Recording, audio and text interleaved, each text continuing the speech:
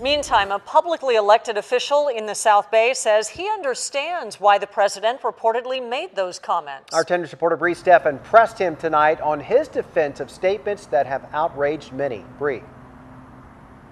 This is not the first time that Hector Gastelum has tweeted out controversial statements. In fact, he says President Trump calls it like he sees it. But tonight, I spoke with people from those countries who say both are seeing it wrong. Harar is the place people go to relax and welcome the weekend. But tonight, a slight sadness hangs in the air. It is insulting. Tadela Bayou's family owns this restaurant.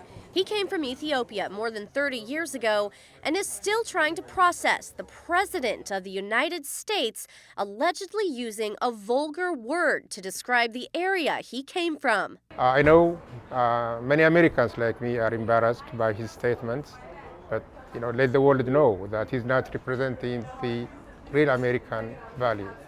But one publicly elected official is standing by the president. Was that word an appropriate word for President Trump to use when describing these countries? No, but I've used some words that are not the best. But in frustration, we say things we wish we could pull back. Hector Gastelum is defending this tweet that says, if you felt offended by Donald Trump's expletive private comment to describe Haiti, El Salvador, and most of Africa, why don't you suggest going there for Valentine's Day or a honeymoon and see how that goes? I asked him if he had ever been to any of those countries. We actually spent a month in El Salvador. I love the El Salvadoran people, but the place is not a place where you would honeymoon or go take your loved one for Valentine's Day. Gastelum says he will always speak out with what he believes on important issues, and this won't be the last time. Meanwhile, most people here are trying to forget the president's words. I feel ashamed. So our DNA is one. You are white, I am black.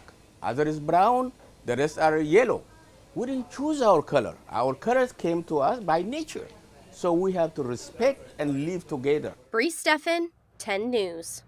You may remember Gastelum faced harsh criticism last February for his tweets about Muslims that many viewed as racist. The Otay Mesa Water Board voted to censure him. Gastelum was taken off all of the board's committees. He was also banned from showing up at Otay Water District functions. He is only allowed to show up to the monthly meetings.